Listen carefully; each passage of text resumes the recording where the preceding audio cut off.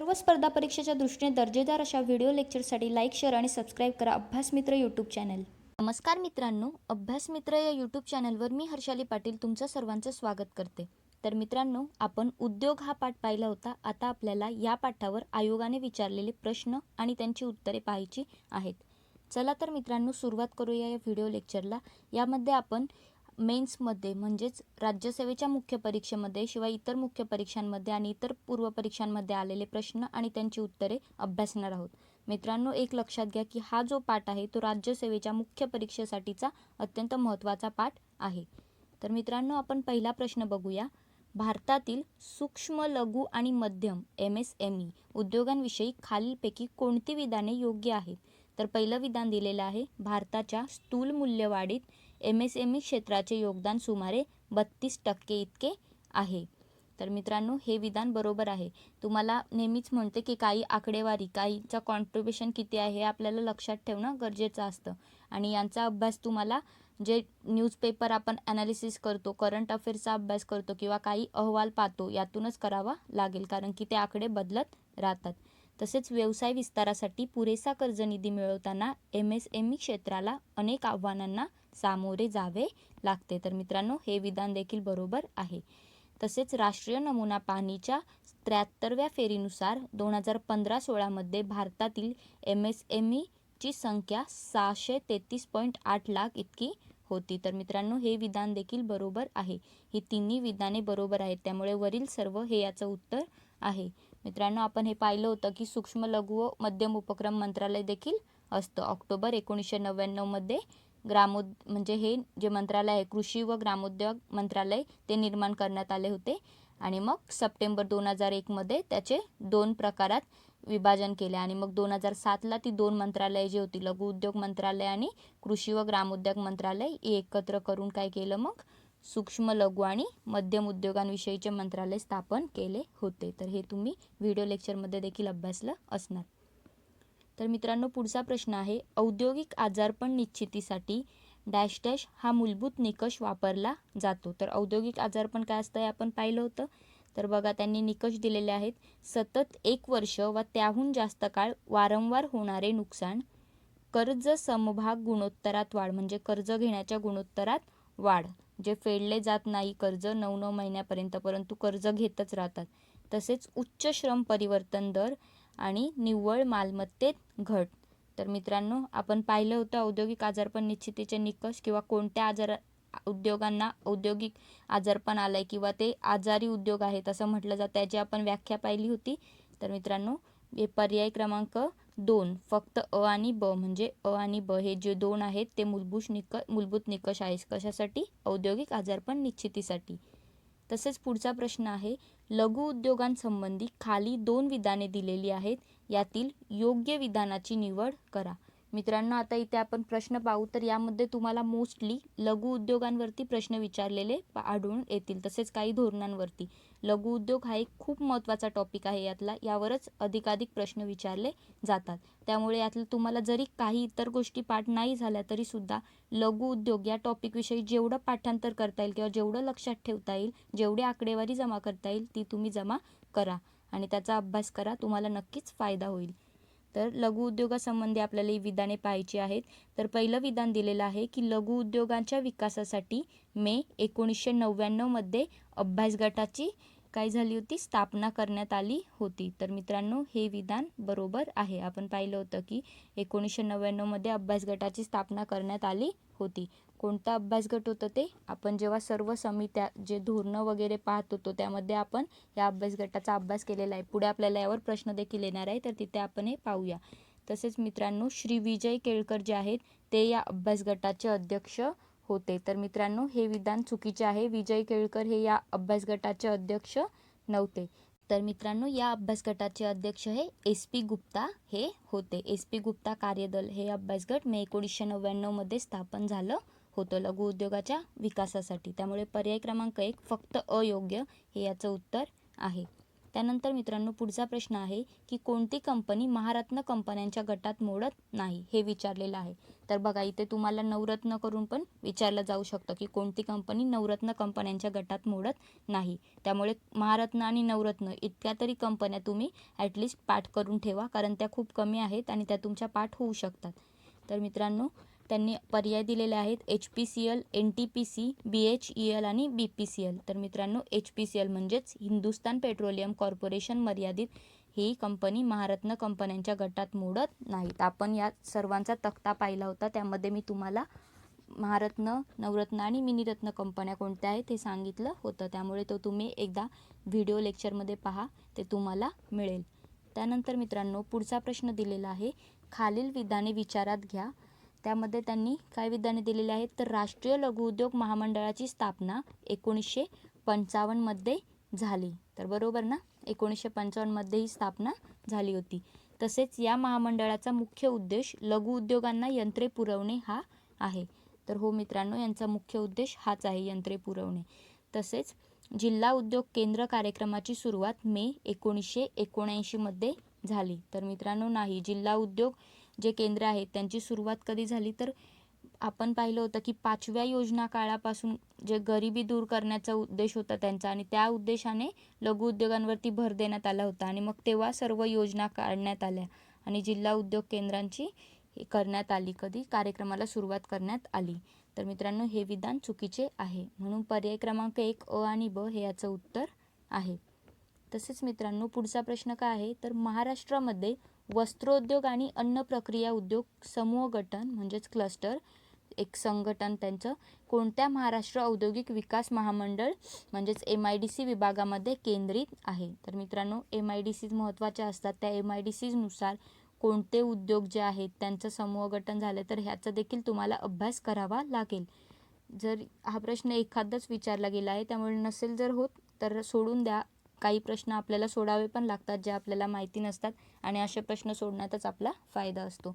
त्यामुळे मित्रांनो सोलापूर आणि नागपूर जे आहे तिथे हे केंद्रित आहेत, या विभागामध्ये, या MIDC मध्ये केंद्रित आहे काय, महाराष्ट्र वस्त्रोद्योग आणि अन्न प्रक्रिया उद्योग समूह गठन क्लस्टर जे त्यांचे आहेत ते.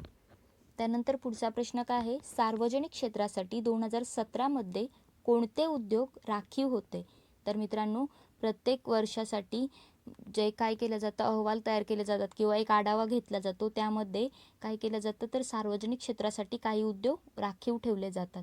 तर 2017 मध्ये असे कोणते उद्योग राखीव होते तर अणुऊर्जा आणि रेल्वे ऑपरेशन हे जे 2 उद्योग आहेत ते कसे होते राखीव होते. कशासाठी सार्वजनिक क्षेत्रासाठी. तर हे मित्रांनो तुम्ही लक्षात घ्या आणि करंटनुसार याचा अभ्यास करत चला.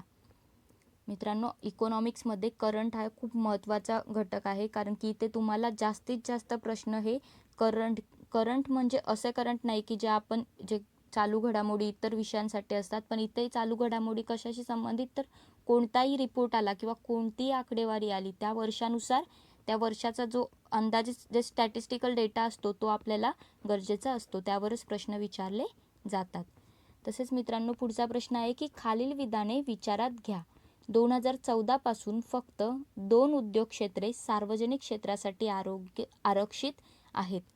तर मित्रांनो आपण मगाशी सार्वजनिक क्षेत्रांसाठी आरक्षित पाहिले 2017च्या वेळी, तर 2014 पासून फक्त 2च उद्योग क्षेत्रे सार्वजनिक क्षेत्रासाठी आरक्षित आहेत आणि सध्या सूक्ष्म आणि लघु उद्योग क्षेत्रासाठी एकही वस्तू उत्पादन आरक्षित नाही.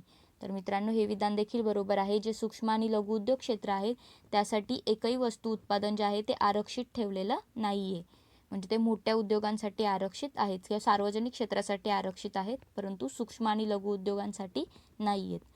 तसेच 2014 पासून रेल्वे पायाभूत सुविधामध्ये खाजगी गुंतवणुकीला परवानगी दिलेली आहे. तर मित्रांनो हे विधान बरोबर आहे.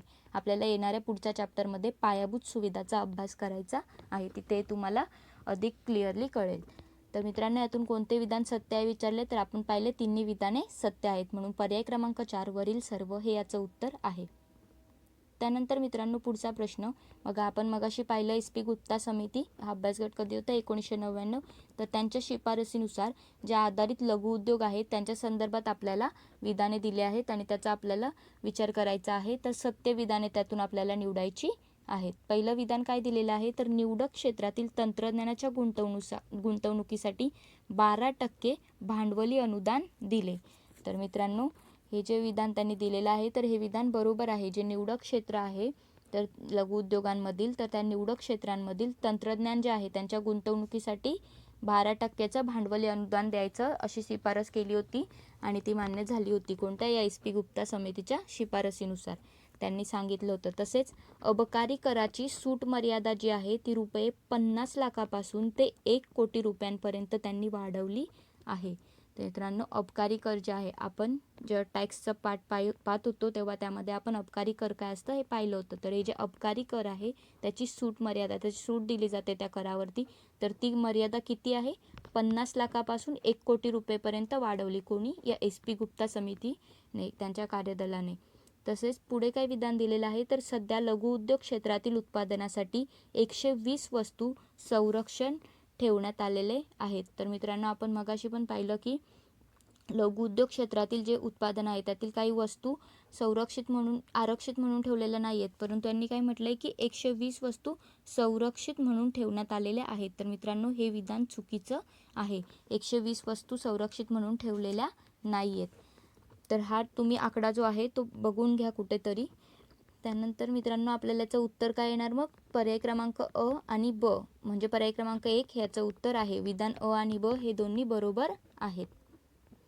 तसंच मित्रांनो, पुढचा प्रश्न आहे, खालीलपैकी कोणत्या पंचवार्षिक योजनेत औद्योगिक विकासाच्या दृष्टीने अवजड उद्योगांवरती, उद्योगधंदे जे आहेत त्यांच्यावरती भर दिला गेला? तर मित्रांनो, पंचवार्षिक योजनेचा आपल्याला सेपरेटली अभ्यास करायचा आहे, परंतु हे उद्योगांविषयी असल्यामुळे कोणत्या पंचवार्षिक योजनेमध्ये कशावरती भर दिला गेला यावर प्रश्न विचारला जातो आणि हे महत्त्वाचं आहे. तर उद्योगधंद्यावरती, जे अवजड उद्योगधंदे आहेत त्यांच्यावरती कोणत्या पंचवार्षिक योजनेत भर दिला गेला? तर दुसऱ्या पंचवार्षिक योजनेमध्ये. तसेच मित्रांनो, पुढचा प्रश्न आहे, खालील विधाने विचारात घ्या. 2001-2 मध्ये लघु उद्योगांची तिसरी गणना करण्यात आली. तर मित्रांनो, 2001-2 मध्ये लघु उद्योगांची तिसरी गणना करण्यात आली होती. हे विधान बरोबर आहे. तसेच मित्रांनो, या गणनेनुसार भारतात लघु उद्योगांची संख्या 105.2 लाख इतकी आहे. तर मित्रांनो, ही संख्या एवढी होती. आता बघा, 2001-2 मधली गणना, पण यावर प्रश्न कधी विचारला गेला? 2017 मध्ये हा प्रश्न विचारला गेला होता. तर मित्रांनो, यावरून तुम्हाला कळू शकते की तुम्हाला किती गोष्टी लक्षात ठेवाव्या लागतात. म्हणून मी तुम्हाला म्हणते की या चॅप्टरचा तरी ॲटलिस्ट लघु उद्योगांचा अभ्यास पुरेपूर करा. त्यानंतर तिसरं विधान काय दिलेलं आहे, या गणनेनुसार नोंदणीकृत लघु उद्योगांची संख्या एकूण संख्येच्या किती आहे? 87% इतकी आहे. तर मित्रांनो, हे विधान चुकीचं आहे. ही संख्या एवढी नाही आहे, 87% नाही आहे, त्यापेक्षा वेगळी आहे. तर ते तुम्ही त्या रिपोर्टमध्ये पाहू शकता. असे प्रश्न जर आपल्याला नसतील तर आपण असे प्रश्न सोडून देणे, किंवा जर आपण रिस्क फॅक्टरवरती जर सॉल्व करणार असेल तर सॉल्व करत जा. मी देखील यांचं जास्त डिटेलमध्ये अभ्यास करून किंवा त्याची माहिती मिळून तुम्हाला देत नाही आहे. याचं कारण असं की हे प्रश्न विचारले गेले आहेत आणि परत याच वर्षाच्या अहवालांचे प्रश्न विचारले जाणार नाहीत. त्यामुळे मी देखील तेवढ्या डिटेलमध्ये घुसत नाही. त्यामुळे तुम्ही जर पाहायचं असेल तर हे तुम्ही नेटवर, गुगलवर सर्च करून पाहू शकता. हे विधान चुकीचं आहे. म्हणून मित्रांनो, ह्याचं पर्याय क्रमांक 4 हे विधान आहे, उत्तर आहे, कारण की आपल्याला असत्य विधान निवडायचं आहे. त्यानंतर पुढचा प्रश्न काय दिलाय की वस्तू निर्माण क्षेत्रामध्ये उद्योगधंद्यांचे वर्गीकरण करताना मध्यम उद्योगाची व्याख्या कशी केली जाते असं म्हटलंय. तर आपण लघु उद्योग पाहिले, मोठे उद्योग पाहिले, त्यामध्ये लघु, सूक्ष्म आणि मध्यम उद्योग असा आपण एक कन्सेप्ट पाहिली होती. तर मित्रांनो, मध्यम उद्योग जे आहेत त्यांची व्याख्या जी आहे ती वस्तू निर्माण क्षेत्रामध्ये वर्गीकरण करत असताना, उद्योगधंद्यांचे वर्गीकरण करताना कशी केली जाते तर ते आता आपल्याला पाहायचं आहे. तर यंत्रसामुग्रीसह प्रकल्पाची गुंतवणूक 5 कोटी एवढी, परंतु 10 कोटीपेक्षा जास्त नसणारा उद्योग, अशी व्याख्या केली जाते. म्हणजे बघा, यंत्रसामुग्री पाहिजे आणि यंत्रसामुग्रीसह प्रकल्प जे आहेत त्यांची गुंतवणूक किती असली पाहिजे? 5 कोटी किंवा त्यापेक्षा जास्त, किती? 10 कोटीपर्यंत, म्हणजे 10 कोटीपेक्षा जास्त नसली पाहिजे. तर ते काय झाले? मध्यम उद्योग झाले. तर पर्याय क्रमांक 1 ह्याचं उत्तर आहे. तर आता काय प्रश्न दिलेला आहे, खालील विधाने विचारात घ्या, त्यातील आपल्याला चुकीचे विधान निवडायचे आहे. तर हा दुग्ध उत्पादनाविषयीचा प्रश्न आहे. मित्रांनो, दुग्ध उत्पादनामध्ये भारताचा जगात पहिला क्रमांक लागतो. आपण पहिल्या क्रमांकावरती आहोत. तुम्ही बघत असाल उत्पादन किंवा उद्योगांमध्ये बऱ्याच ठिकाणी आपण पहिल्या क्रमांकावरती आहोत. तरीसुद्धा आपल्या देशाचा जो विकास आहे तो अजून पुरेपूर झालेला नाही. त्याचे कारणं अनेक आहेत, पण एकतर सर्वात महत्त्वाचं कारण म्हणजे आपली लोकसंख्या. तर मित्रांनो, दुसरं काय विधान दिलेलं आहे, राष्ट्रीय दूध योजनेचा पहिला टप्पा मार्च 2013 सुरू झाला. तर मित्रांनो, ही योजना आहे, हिचा आपल्याला अभ्यास जेव्हा योजना करू तेव्हा करायचंच आहे. तर हा टप्पा मार्च 2013 सुरू झाला नव्हता. आणि दूध उत्पादन क्षेत्र हा ग्रामीण कुटुंबासाठीच्या उत्पन्नाचा महत्त्वाचा दुय्यम स्रोत आहे. तर मित्रांनो, हे विधान बरोबर आहे. बघा, ग्रामीण भागामध्ये लोक शेती करत असतात, त्यांचं पशुपालन करतात आणि पशुपालनामध्ये दूध उत्पादन होतं आणि त्यांच्यासाठी हा महत्त्वाचा स्रोत असतो. त्यातूनच त्यांना उत्पादन आणि उत्पन्न मिळतं. त्यामुळे हा त्यांच्यासाठी महत्त्वाचा दुय्यम स्रोत आहे. म्हणजे शेती प्राथमिक आणि पशुपालन त्यांच्यासाठी दुय्यम असतं. तर मित्रांनो, म्हणजे पशुपालनातून दूध उत्पादन हे त्यांच्यासाठी दुय्यम असतं. तर मित्रांनो, अ आणि क हे विधान बरोबर आहेत आणि ब विधान चुकीचे आहे. त्यामुळे आपल्याला चुकीचे विधान निवडायचं आहे. म्हणून पर्याय क्रमांक 4 फक्त बी याचं उत्तर आहे. त्यानंतर भारतातील जे मोठे उद्योग आहेत त्यांच्या सहाय्यक उद्योग म्हणून लघु उद्योगांचा विकास करण्याचा भर कोणत्या औद्योगिक धोरणाने देण्यात आला. तर मित्रांनो, आपण सर्व औद्योगिक धोरणं पाहिली होती. तर त्यामध्ये कोणत्या औद्योगिक धोरणामध्ये असे म्हटले होते, तर 1956च्या औद्योगिक धोरणामध्ये सांगितले होते की मोठ्या उद्योगांचे सहाय्यक उद्योग म्हणून लघु उद्योगांचा विकास करण्याचा भर देण्यात आला होता. विकास करण्यावरती भर देण्यात आला होता. तसेच पुढचा प्रश्न आहे, भारतात औद्योगिक विकासासाठी उद्योग विकास व नियमन कायदा कधी करण्यात आला. तर मित्रांनो, हे कायदे देखील महत्त्वाचे असतात.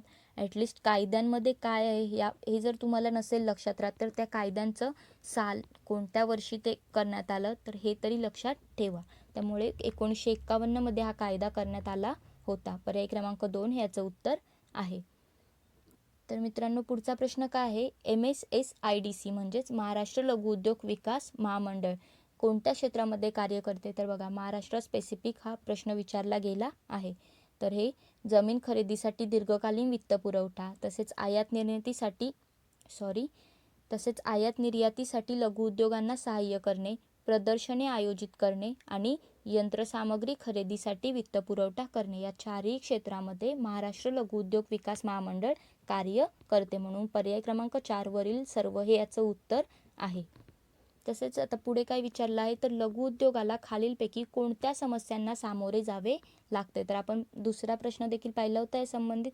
तर हा पण प्रश्न विचारला आहे. तर लघु उद्योग जे आहे, तर लघु उद्योगांना मित्रांनो कालबाह्य यंत्रसामग्री आणि अपुरे वित्त या समस्यांना सामोरे जावे लागते. कार्यक्षम व्यवस्थापन आणि स्पर्धेचा अभाव या काही एवढ्या मोठ्या समस्या नाही आहेत आणि स्पर्धेचा अभाव तर ही समस्याच नाही आहे ॲक्च्युली. आणि कार्यक्षम व्यवस्थापन ही एवढी मोठी समस्या नाही आहे, पण कालबाह्य यंत्रसामग्री आणि अपुरे वित्त या समस्यांना लघु उद्योगाला सामोरे जावे लागते. म्हणून पर्याय क्रमांक 4 अ आणि क हे याचं उत्तर आहे. तर यानंतर आपल्याला पुढचा प्रश्न दिलेला आहे, महाराष्ट्राच्या औद्योगिक संरचनेतील 1991 नंतरच्या बदलांपैकी एक प्रमुख बदल म्हणजे, त्यांनी पर्याय दिलेले आहेत 4. मित्रांनो, 1991 नंतर काय झालं, उदारीकरण, जागतिकीकरण, खाजगीकरण आणि यांमुळे मग काय झाले, काही बदल झाले औद्योगिक संरचनेमध्ये. तर आपल्याला महाराष्ट्र स्पेसिफिक हा प्रश्न विचारला गेला आहे. तर इथे त्यांनी काय म्हटलं आहे, ग्राहक वस्तुप्रधान उद्योग जे आहेत ते काय झालं, त्यांची वाढ झाली. तसेच ग्राहक वस्तुप्रधान उद्योग जे आहेत त्यांच्याकडून भांडवली व पुनर्निर्माण वस्तू उद्योगांकडे काय झाले, त्यांचे स्थित्यंतर झाले. आणि ज्या ग्राहकांच्या उपयोगी पडणारे वस्तू आहेत त्यांचे जे उद्योग आहेत त्यांचे काय झाले, खाजगीकरण झाले.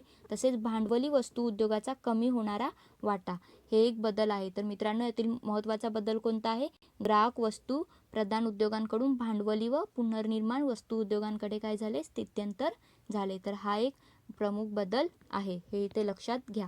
तर मित्रांनो, आपले सर्व प्रश्न संपलेले आहेत. आपल्याला यानंतर सेवा क्षेत्र हा पाठ पाहायचा आहे. तुम्हाला व्हिडिओ आवडला असेल तर प्लीज लाईक, शेअर आणि सबस्क्राईब करा. धन्यवाद.